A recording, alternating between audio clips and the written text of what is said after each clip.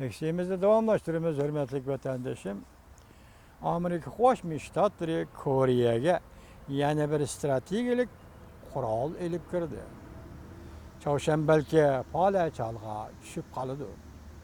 Mavzuli xabar 6 ayning 26 kuni Dovitor betida e'lon qilindi. Xabar mundaq boshlandi.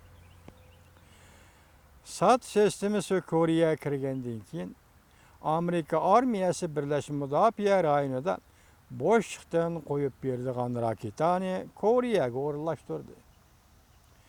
Çavuşanның yadro qurollarini sinov qilishiga taqobil turmoqchi bo'ldi. Koreya Osiyo iqtisodiyot orbiti 6 ayning 26 kuni xabar qilib bundoq ko'rsatdi. Koreyada turishliq Amerika armiyasi Çavuşanda turishliq Amerika harbiy bazasiga 10 dona birlashma mudofaa rayoni bo'shliqdan qo'yib berdigan raketa o'rinlashtirdi. Bu raketani Koreya turishliq Amerika harbiy bazasiga o'rinlashtirilgan dedi. O'rinlashtirilgan F-16 belgilik aeroplanga qachalashqa bo'ladi. Yetib berish musofasi 340 kilometr atrofida bo'ladi. Shimol-janub chegara liniyasidagi nishonlarga zarba beradi. Shimoliy Chavshanning yadro sinaq maydoni nishoniga zarba beradi. Bu Amerika armiyasi 4 tane sat sistemasi raketa qo'yib berish liniyasini Koreyaga maxfiy yetkazib kelgandan keyin yana bir qatam Koreyaga o'rinlashtirgan yangi qurol bo'lib hisoblanadi. Xabardor kishilar mundaq ko'rsatdi. Amerika taraf Chavshanning har qanday bir vaqtda 6-qatam yadro sinaq elib berishni o'ylashib, bundaq tahdidga taqobil turish uchun Amerika Jazimni, ya bu sistemining ismi Jazim deb ataladi ekan, amaliy qo'yib berish, zarb berish nishonlarini jakarlab Chavshanga bir ishlatadi. Chavshanga besim ishlatadi. Bu Jazim deganda JAZM degan xat bilan ifodalanadi ekan. Amerika Jungo suhbatida Chavshanni yadrosizlashtirish nishoniga qo'shildi. Biz yuqorida vatandoshlarga leksiya so'zlaganda 6 ayning 21 kuni Washingtonda Amerika Qo'shma Shtatlari Jungo Xalq Jamhuriyatining yuqori darajali dialogli suhbati bo'ldi degan edik. Hozir shu yig'inda nima deyildi?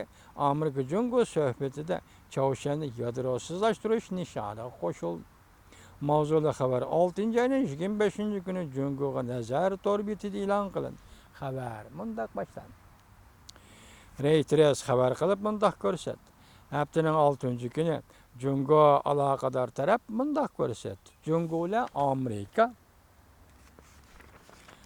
Chavshan yarim orolni yadrosizlashtirish bo'yicha kelishim imzoladi.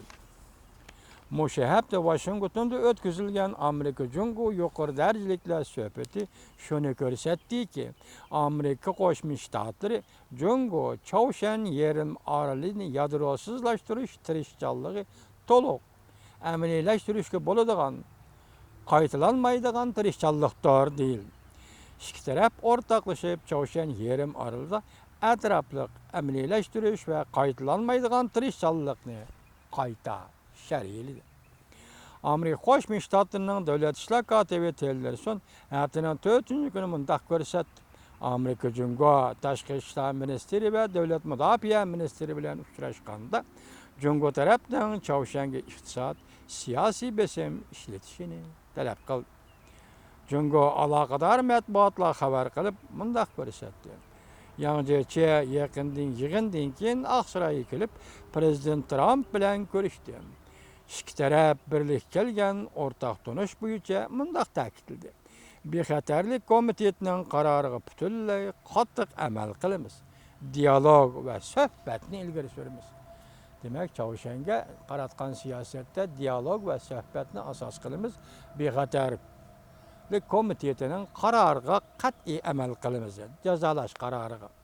Bayonot yana mundaq ko'rsatildi. Amerika Jungo o'rtasida harbiy ishlarda almashtirishni kuchaytirib, futurish qilish funksiyasi qurib, Jungo Amerika o'rtasida harbiy ishlarda xato hukm qilishni azaytimiz.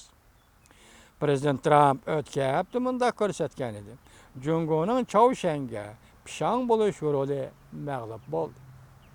Hamda Prezident Trump o'zining Chaushan siyosatidan gumonlanishga boshladi deyilgan. O'tgan xabarlarimiz to'xtaldik. Bu yerdan qayta qistirib qo'yamiz.